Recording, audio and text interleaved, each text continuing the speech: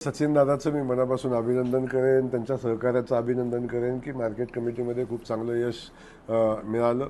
आणि ही निवडणूक काही पक्षीय नव्हती, ही निवडणूक सहकारातली निवडणूक होती. आणि त्या निवडणुकीमध्ये काही आमच्या पक्षामध्ये सुद्धा काही मतमतांतरं होती. त्यातून जो निकाल आला बघितला असेल, पण सगळ्या ठिकाणी पक्षाचीच लोकं विजयी झाली, याचा मला आनंद आहे.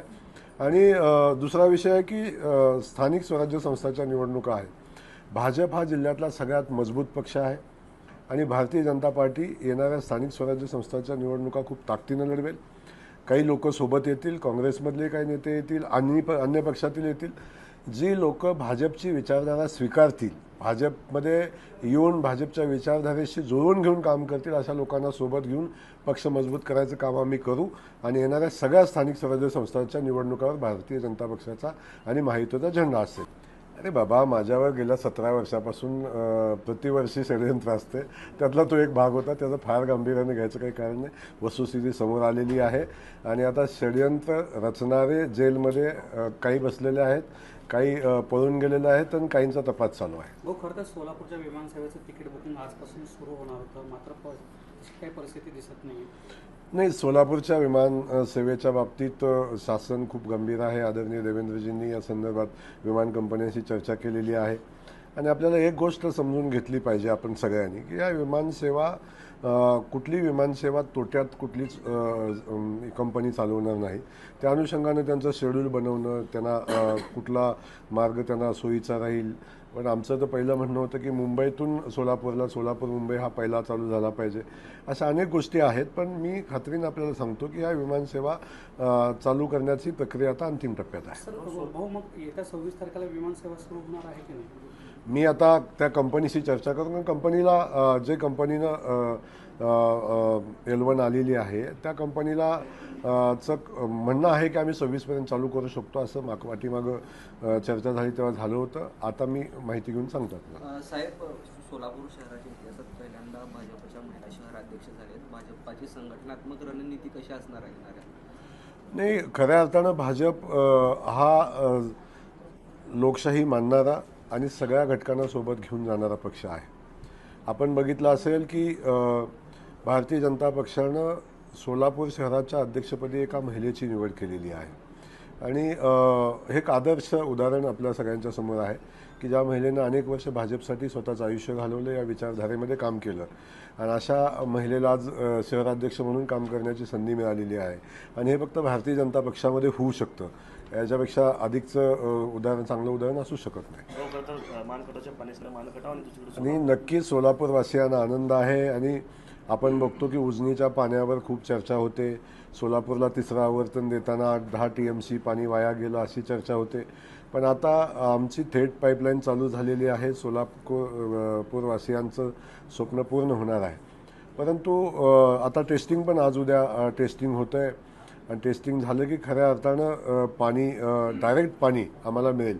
परंतु त्यातला एक जो विषय आहे की शहराला अधिकचं पाणी मिळण्यासाठी जो वॉटर ट्रीटमेंट प्लांट बसणं आवश्यक आहे, त्यासाठी जागेचा विषय होता. तोही विषय आता मार्गी लागलेला आहे.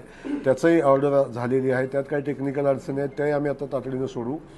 आणि जेव्हा वॉटर ट्रीटमेंट प्लांट होईल तेव्हा खऱ्या अर्थानं त्या समांतर पाईपलाईनचं प्रत्यक्षात शहरामध्ये वापर पण होईल आणि अधिकचं पाणी मिळेल. आणि त्या अगोदर आदरणीय देवेंद्र फडणवीस साहेबांना मी धन्यवाद देईन की आता समांतर पाईपलाईनचं काम झालं, परंतु शहरातली इंटरनल जी पाईपलाईन होती त्या पाईपलाईनचंही काम होणं आवश्यक आहे. शेवटी ही व्यवस्था सुधारणं गरजेचं होतं.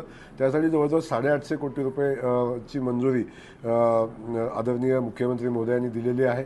त्यातले पहिले 100 कोटी रुपयाची तरतूद पण केलेली आहे. लवकरच आता त्याची निविदा निघेल आणि तेही काम प्रत्यक्षात चालू होईल.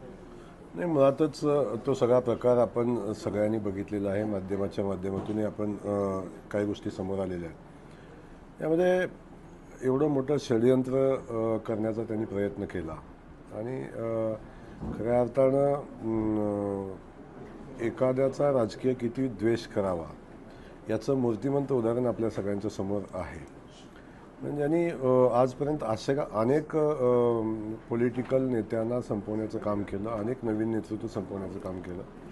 आणि माझ्याही पाठी गेल्या 17 वर्षापासून हा संघर्ष होता आणि याचा आता अगदी कळस गाठला होता यावेळी जेव्हा मंत्रिपदाची माझी शपथ झाली आणि मी काम चालू केल्यावर. आणि त्याचा परिणाम आपण बघितला असेल की काहीतरी षडयंत्र करायचं आणि त्यातून बदनाम करायचं आणि आपल्या विरोधकांना संपवण्याचा घाट त्यांनी घातला होता.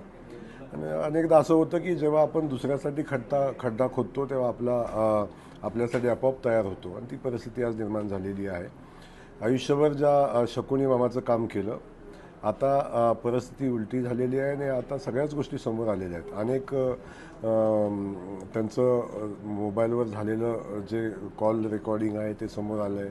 अनेक गोष्टी त्यातून समोर आल्यात. षडयंत्र समोर आले, कशा पद्धतीनं प्लॅन होता हे समोर आलेलं आहे.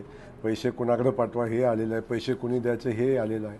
आणि या तपासाच्या अनुषंगानं पोलीस त्यांच्या घरी गेले असतील आणि तपास करतील.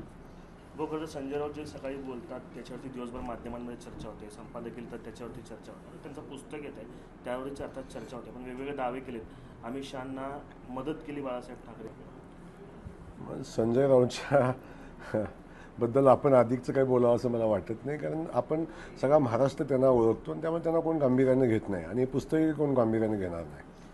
नरेंद्र मोदींबद्दल देखील ते म्हणालेले आहेत की शरद पवारांनी नरेंद्र मोदींना मदत केली, गोधरामध्ये त्यांना अटक होणार होती, मात्र शरद पवारांनी ती अटक थांबवली, अशा पद्धतीचं विधान आहे. आता कुणी कुणाची अटक थांबवली हे एकदा उद्धव ठाकरे साहेबांना जाऊन विचारा. याच्यापेक्षा अधिकचं मला काय बोलायचं नाही.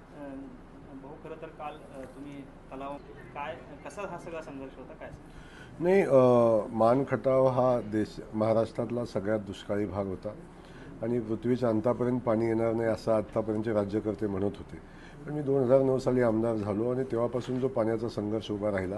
आज आपण बघताय की उरमोडीचं काम कंप्लीट झालं, ती योजना आली, हजारो एकर क्षेत्र ओलिताखाली आलं. झे कटापूरचं काम आता जवळजवळ पूर्णत्वाला गेले आणि त्यातून जवळजवळ 22 किलोमीटरचा बोगदा काढून आम्ही कृष्णेचं पाणी आम्ही मानगंगेमध्ये आणलं आणि ते पाणी लिफ्ट करून आज आम्ही त्या भागातल्या गावागावामध्ये पोचवतोय. त्यातला एक टप्पा होता की आम्ही रानन तलावामध्ये काल पाणी सोडलं आणि आपण सगळ्यांनी ते चित्र बघितलं असेल की म्हणजे आपल्या डोळ्यावर विश्वास बसत नाही. अजूनही लोकांना आपण स्वप्नात असल्यासारखं वाटतं, कारण या लोकांना कायम सातत्यानं दुष्काळी ठेवून तुम्हाला कधीच पाणी मिळणार नाही अशी ठासून त्यांच्या मनामध्ये भरलेलं होतं. पण आज पाणी आलं आहे, जनता खूप आनंदी आहे आणि मलाही याचा आनंद आहे की मी माझ्या लोकांना दिलेला शब्द, माझ्या मातीची तहान भागवण्याचं काम माझ्या हातून होतं, याचा मला आनंद आहे. आणि आदरणीय देवेंद्र फडणवीस साहेबांनी यासाठी प्रचंड मोठी ताकद माझ्या पाठीशी उभी केली, त्यांना या माध्यमातून धन्यवाद आहे.